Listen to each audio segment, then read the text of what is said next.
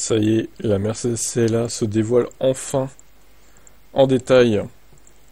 Alors voyons, l'article est un peu long. On ne peut pas tout lire non plus. Déjà les belles photos, Mercedes rouge, magnifique. L'autonomie maximale est annoncée à 792 km, l'ULTP. C'est énorme, on est presque à 800 quoi. C'est donc pour la version propulsion 250+, et 770 pour la version 4 roues motrices. Au final, il n'y a pas beaucoup d'autonomie en moins pour la version 4 roues motrices. La batterie serait de 85 kWh net. Il y a une autre batterie qui arriverait à 58 kWh et l'autonomie serait d'environ 500 km de LTP, ce qui est très bien avec 58 seulement. La consommation annoncée est très faible, 12,2 kWh au 100. Le modèle 3 est annoncé à 13,2. Par comparaison, attention toutefois, sur la CLA, elle pourrait grimper à 14,8 selon les finitions et la taille des jantes. Du côté de la recharge, Mercedes annonce 325 km d'autonomie récupérée en 10 minutes, avec une puissance maxi de 320 kW, soit 10 minutes pour passer de 10 à 50%, et 22 minutes le 10 à 80. Architecture 800 volts. Bon, les Chinois font mieux, mais bon, après ça reste très bien quand même. 267 chevaux et 335 Nm de couple pour la version 250+ propulsion, 354 chevaux pour la version à 2 moteurs, 6 secondes 7 le 0 à 100 et 4 secondes 9 pour la version 354 chevaux. Vmax de 210 km/h, donc berline tricorps 4 portes, donc elle est assez grosse, mine de rien.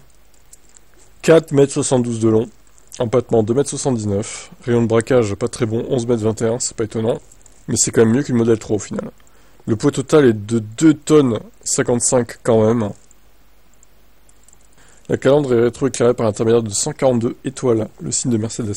Pour les jantes, il faut choisir entre 17, 18 et 19 pouces. Bon, l'intérieur, voilà. Regardons les photos, ce sera plus simple. Bah, c'est Mercedes, c'est très soigné après. L'écran super screen, etc. toujours présent. Il y aura Google Maps, assistant Mercedes sera de la partie évidemment. Conduite semi-autonome de niveau 2, c'est-à-dire régulateur adaptatif de vitesse et maintien dans la voie. Logique.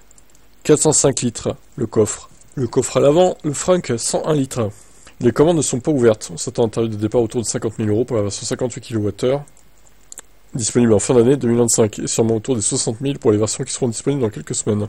Les commandes ouvriront en juin pour des livraisons en juillet 2025. D'autres déclinaisons break et SUV, sûrement GLA et GLB, arriveront plus tard.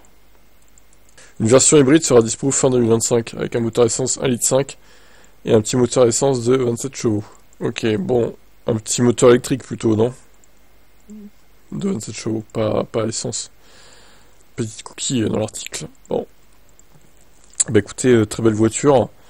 Bon, quand même assez lourde, assez massive, mais ils ont fait un sacré effort sur la conso quand même. Bon, malheureusement, elle sera hyper chère, comme toutes les Mercedes, j'ai envie de dire, qu'elles soient thermiques ou électriques d'ailleurs. Mais bon, voilà, au moins, on sait les caractéristiques maintenant. À tester en réel, pour l'autonomie et tout, évidemment. Voir si c'est mensonger ou si vraiment elle arrive à faire 700 km en réel. Allez, ciao.